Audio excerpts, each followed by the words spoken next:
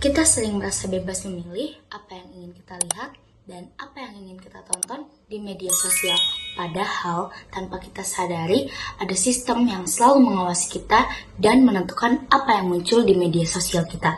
Sistem itu bernama algoritma dan ia bekerja setiap detik saat kita scroll. Kalian tahu nggak sih kenapa isu ini penting? Algoritma mempelajari perilaku kita, apa yang kita klik, apa yang bikin kita berhenti sejenak, bahkan seberapa lama kita menonton sebuah konten.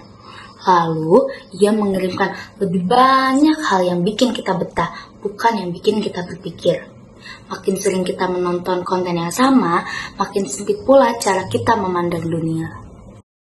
Konflik, ejekan, aib orang lain, semua bisa terasa biasa saja, seolah bukan lagi cerita manusia di balik layar.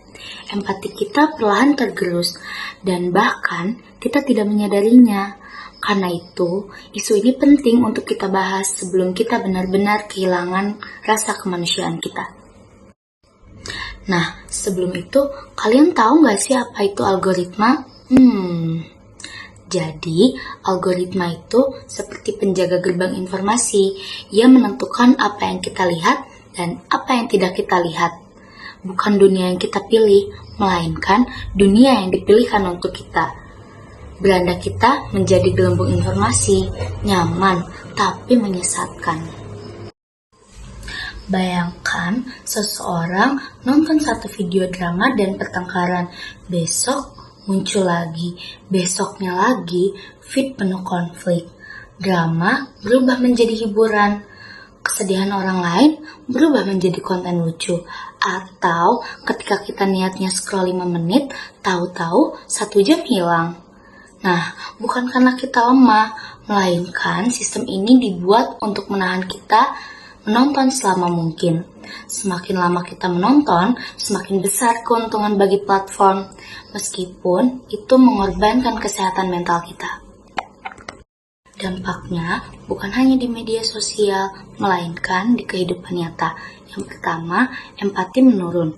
Ketika kita melihat orang lain sedih, tapi malah kita tinggal scroll, di sini emosi kita mati rasa. Yang kedua, kekerasan verbal jadi biasa. Komentar kasar bukan lagi hal yang mengejutkan. Yang ketiga, semakin terpecah. Kita hanya melihat opini yang sama. Ketika ada orang yang berbeda pendapat, kita anggap musuh. Yang keempat, perbandingan sosial dan cemas.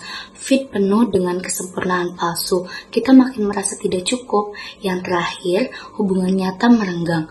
Ada orang di depan kita, tapi kita perhatiannya tetap di layar.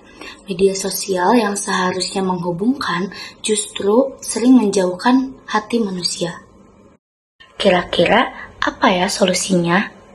Kita tidak perlu memusuhi teknologi, kita hanya perlu menggunakannya dengan sadar.